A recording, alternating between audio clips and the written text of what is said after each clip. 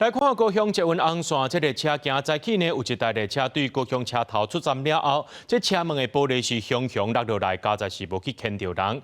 高雄捷运呢，虽安排乘客换坐后一班车，大约有250人受到影响。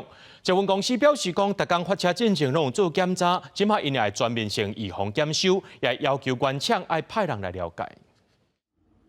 发生意外，高雄捷运车厢登去维修厂，大门玻璃落无去的所在，已经用铁布先搭起来。车别早起7点外，红线这台列车对高雄车头站开出站无偌久，车门的一块玻璃都规片落落来飞出去，加载无造成人员受伤。高捷接到通报，赶紧派站长上车了解。马里新泰分区站安排250几个民众坐后一班车，不少民众看到这车门玻璃飞起的画面，拢感觉实在是伤害嘛。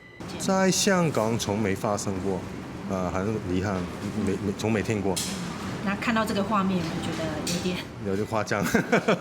这如果是在运动的话，是非常危险的。很危险，可怕，而且小朋友在应该也会打到他们吧。通车17年的高捷头届发生车门玻璃飞起的意外，那民众感觉喊过，就连高捷也想无是安全发生的。高捷表示，目前是排除人为甲外力的因素，初步研判可能是固定玻璃塑胶皮啊老化造成的。不过因为车门玻璃是永久固定式的，不是消磨品，因要向原厂反映。原厂也讲，目前国外也唔捌发生这款情形。我们今天晚上也会针对现在全线所有的列车来进行这一个全面的检修。那目前场内的列车都已经检修完毕，目前在场内的列车是没有相同的现象。那预计在今天晚上会完成所有车队的检修。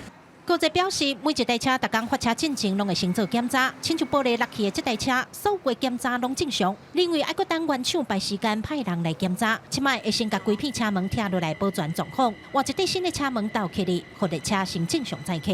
记者柯家如柯朝阳高雄场报道。